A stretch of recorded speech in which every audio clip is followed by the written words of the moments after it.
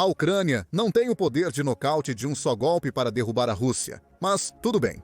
A Ucrânia é rápida, inovadora, capaz de realizar múltiplos ataques sucessivos que destroem instalações russas vitais, enfraquecendo a máquina de guerra de Vladimir Putin.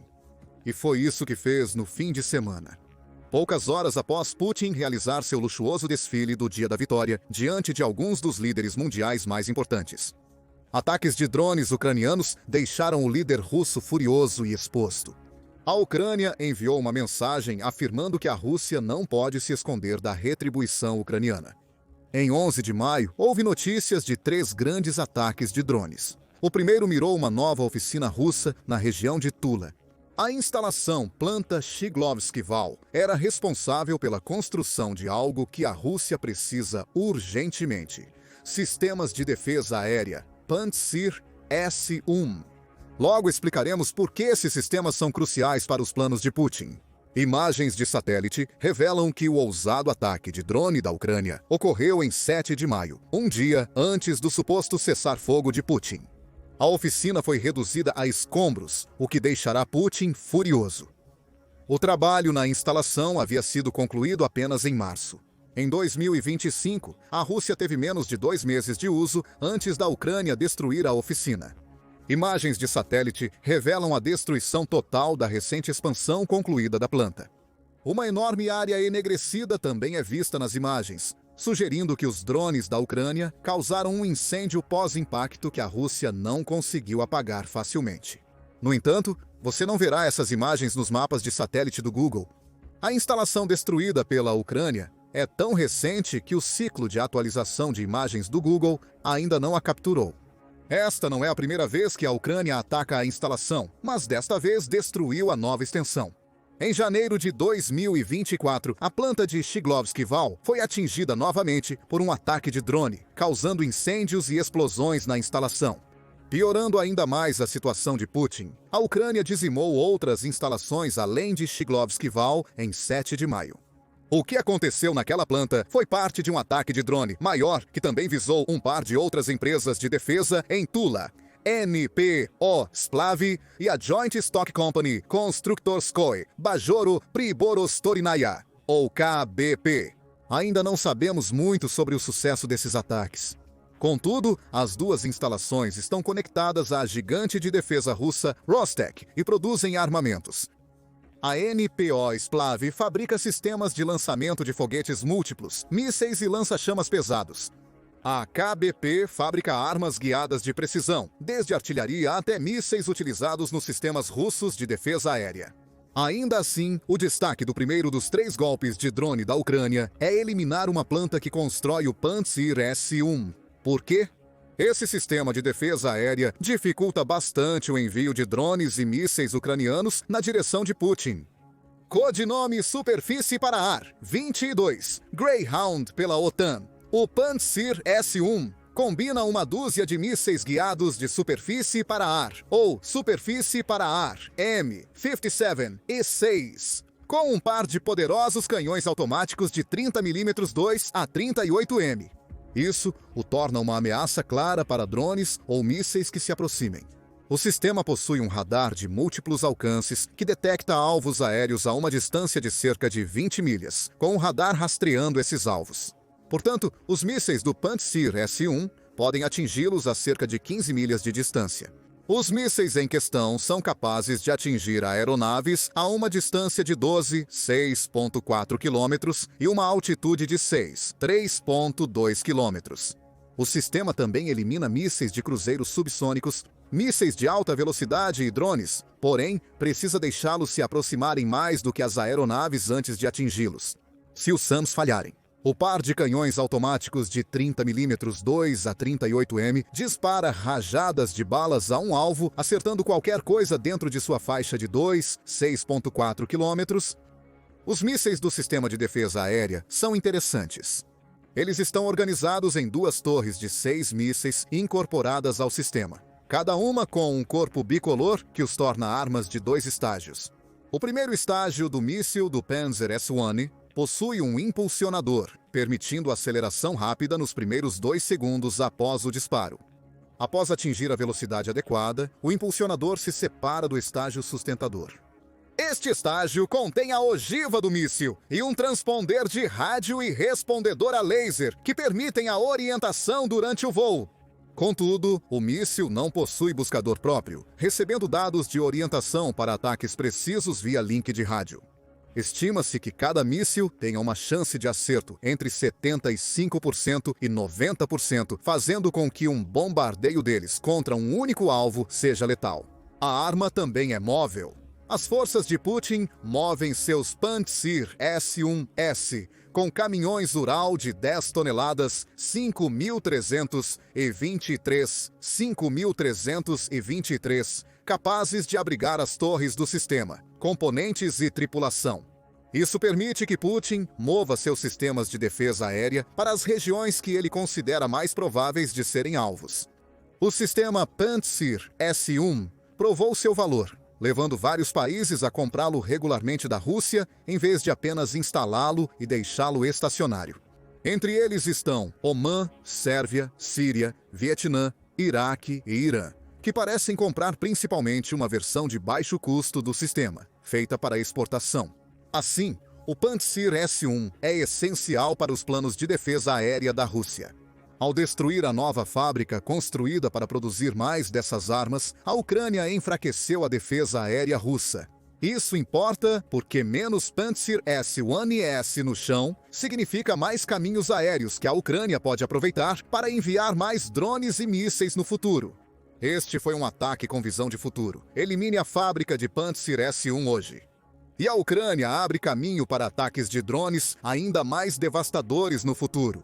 O primeiro dos 3 golpes da Ucrânia já deixou a Rússia atordoada. Putin perdeu uma grande instalação na qual investiu dezenas de milhões de dólares, além de provavelmente perder vários Pantsir S-1S prontos para envio.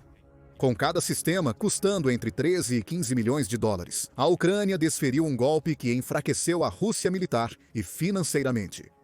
A situação se agrava para a Rússia. Além do ataque de drones na região de Tula, o país também enfrentou um ataque semelhante próximo à capital, Moscou.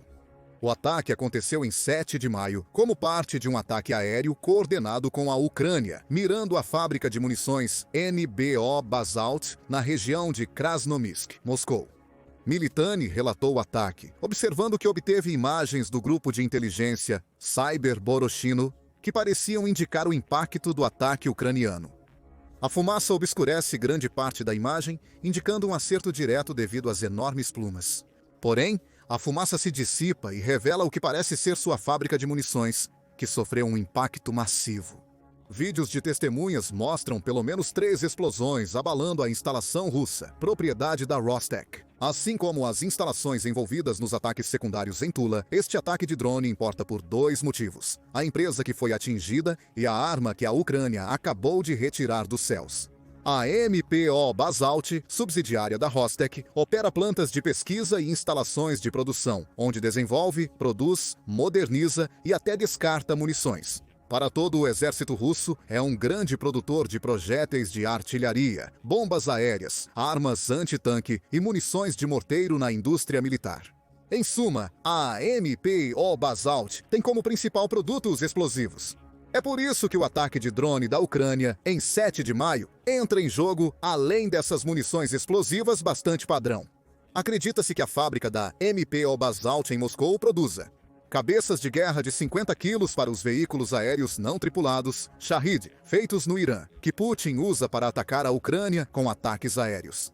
Especificamente, essa ogiva é a OFZBCH-50, que é uma munição de fragmentação de alto explosivo que também possui qualidades incendiárias. A ogiva atinge com força e causa muito dano. A Ucrânia, ao eliminar uma das principais instalações de produção da Rússia, tornou os drones Shahed de Putin muito menos eficazes. Vamos nos concentrar nos Shaheds. O principal veículo aéreo não tripulado usado por Putin é o Shahed 136, que pode ser usado como munição de espera ou drone kamikaze. Utilizando as ogivas que a Ucrânia eliminou recentemente, o Shahed 136, construído no Irã, foi revelado em 2021. Desde então, tem sido amplamente utilizado. Além da Rússia comprar o drone em larga escala, o Irã também o fornece aos Houthis no Iêmen. Desde março de 2025, a Ucrânia acredita que a Rússia lançou 15.011 drones Shahid em suas principais cidades e instalações militares, tornando a NPO Basalt. A Ucrânia destruiu uma peça fundamental na máquina que equipa os drones com poder de fogo explosivo. O design do Shahid 136 utiliza a configuração de asa delta, com lemes de estabilização no topo e um motor na traseira da fuselagem. É pequeno e relativamente leve, com um comprimento de 11,4 pés e um peso de apenas 440 libras, para levar o drone para onde ele precisa ir. O Shahid 136 possui uma combinação de sistema de posicionamento global comercial e um sistema de navegação inercial. Apesar de não ser o drone mais preciso, a combinação de recursos de navegação dos Shahids russos geralmente é suficiente para guiá-los com sucesso aos alvos desejados na Ucrânia. O motor de 50 cavalos do veículo aéreo não tripulado é capaz de levá-lo a uma velocidade máxima de aproximadamente 114 milhas por hora. Com um alcance de até 2,49 quilômetros, o Shahid 136 é uma das armas de longo alcance mais úteis no arsenal de Putin. É barato de produzir, pode ser implantado em grandes quantidades. Mesmo o bem-sucedido ataque de drone da Ucrânia poderia ser equipado com uma ogiva explosiva, causando sérios danos. Mesmo quando não usado para ataque pela Rússia, o drone pode ser equipado com uma câmera, tornando-o uma útil ferramenta de reconhecimento. A Ucrânia pouco pode fazer sobre esse uso secundário, exceto abater os drones quando os avista. O ataque de drones da Ucrânia em 7 de maio destruiu boa parte da capacidade de Putin de equipar seus drones kamikaze Shahid 136. A Rússia não está indefesa quando se trata de equipar seus Shahid 136 com explosivos. Outros podem substituir os construídos na instalação da NPO Basalt. Contudo, cada instalação destruída significa menos drones Shahid voando e custa milhões a Putin. Não menospreze as duas primeiras conquistas da Ucrânia em sua estratégia de 3 ataques com drones. A Ucrânia enfraqueceu as defesas aéreas russas ao destruir uma fábrica de Pantsir S-1. O ataque à fábrica de explosivos para drones apenas reduziu o poder ofensivo russo. Isso nos leva ao terceiro ataque de drone da Ucrânia contra a Rússia, ocorrido 4 dias após os 2 primeiros. O ataque visou a região de Bryansk, especificamente a fábrica de eletrônicos de radar Estrela naquele oblast de fronteira. Segundo a United 24, o ataque provocou um grande incêndio, destruindo um dos principais edifícios de produção e pelo menos uma área de armazenamento da instalação de Bryansk. Esse ataque realmente vai enfurecer Putin. A instalação de Bryansk, localizada a apenas 2 milhas da fronteira com a Ucrânia, expõe como a Rússia falha em defender regiões dentro do alcance dos drones ucranianos de curto alcance. A fábrica Estrela é importante, pois cumpria contratos de defesa para Putin. Você já sabia disso, não é? A instalação tem fortes ligações com a Rostec. Estamos observando um padrão nesses ataques.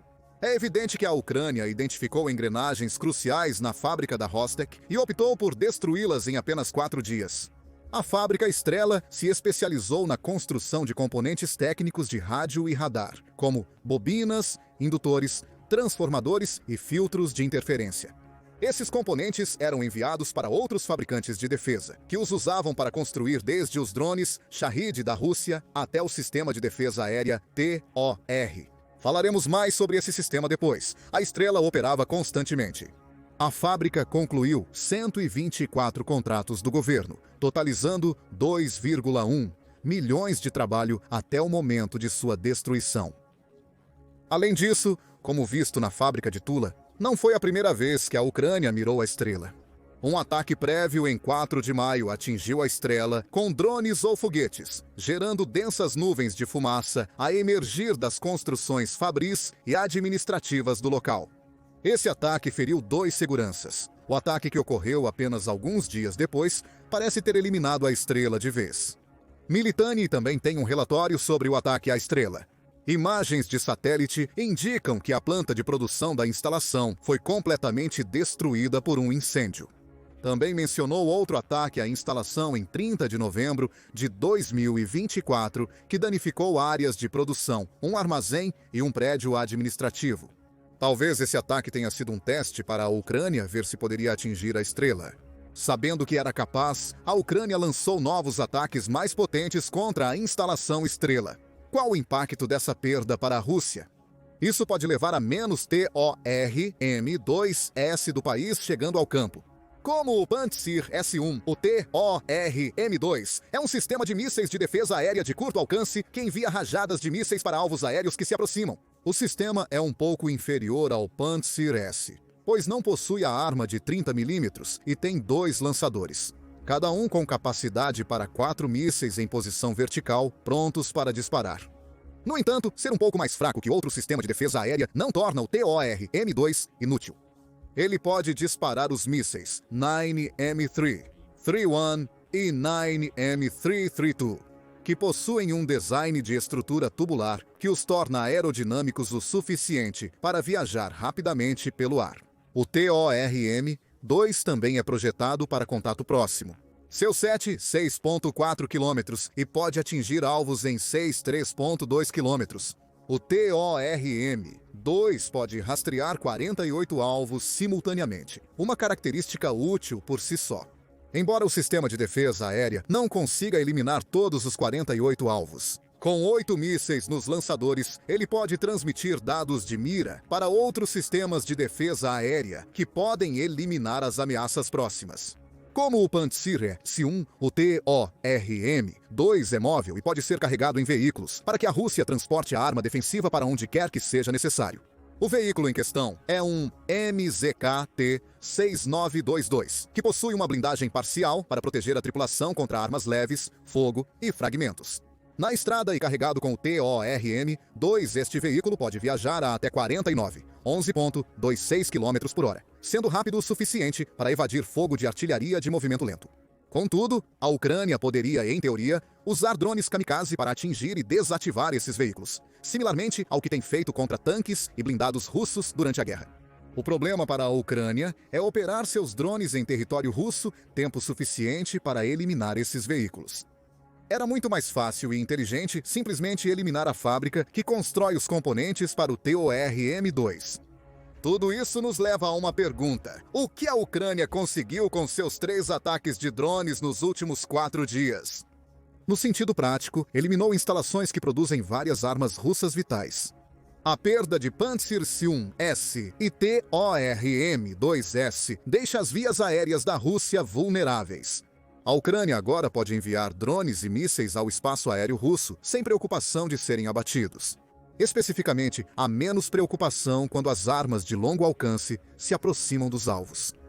Porque acabou de eliminar 2 instalações que fabricam sistemas de defesa aérea, ou sistemas Components 4, projetados para operar em curto alcance. Além de elevar a pressão sobre a Rússia, a Ucrânia também destruiu uma fábrica que produz ogivas para os drones russos Shahid. A Ucrânia aliviou a pressão sobre si mesma. Cada lançamento de míssil de Putin é acompanhado por drones, seja como distração ou para causar mais danos. A Ucrânia não tornou esses drones inúteis, a Rússia ainda tem muitos deles. Contudo, ela removeu uma instalação que produz os explosivos necessários para esses drones, reduzindo a ameaça aérea da Rússia contra as cidades e a infraestrutura militar ucraniana. Esses resultados práticos são essenciais. Mas o que esse trio de ataques representa pode ser mais significativo para a Ucrânia. Eles são importantes simbolicamente, por 2 razões: quando e onde ocorreram. Quanto a onde? A Ucrânia mostrou a Putin que pode atingir alvos em território russo a qualquer momento e em quase qualquer lugar, provando que suas instalações de produção estão vulneráveis. Os alvos atingidos pela Ucrânia nos últimos 4 dias eram bem defendidos, como deveriam ser. Putin não deixaria suas principais fábricas de produção desprotegidas, dada a importância delas para seu exército. A Ucrânia demonstrou ao líder russo que seus drones de longo alcance podem evadir as defesas aéreas da Rússia, mesmo enquanto destroem instalações que existem para construir defesas aéreas, machucando o líder da Rússia. Os ataques ocorreram antes e depois da tentativa de Putin de negociar um cessar-fogo. No desfile do Dia da Vitória da Rússia, o país recebeu 29 líderes mundiais, com destaque para Xi Jinping, da China. Esses 3 ataques formam uma mensagem. A Ucrânia não atacou o desfile diretamente. Isso teria gerado problemas geopolíticos que poderiam envolver mais nações na guerra contra a Rússia. Porém, ao atacar instalações russas antes e depois do desfile, a Ucrânia mostrou aos líderes presentes na festa de Putin que eles apoiam o lado errado. A Rússia não é tão segura quanto Putin quer fazer parecer. Se quisesse, a Ucrânia poderia ter atingido o desfile tão facilmente quanto atingiu essas 3 instalações. Esse fato ficará entalado na garganta de Putin, enquanto ele tenta se adaptar ao fato de que acabou de perder 3 fábricas-chave que produzem armas para seu exército invasor. O que você acha dos recentes ataques de drones da Ucrânia? Qual será o impacto deles na guerra? Como Putin se adaptará à perda de tantas fábricas importantes, dado o que as instalações atacadas produziam? Deixe sua opinião nos comentários e inscreva-se no The Military Show para mais atualizações sobre a guerra na Ucrânia.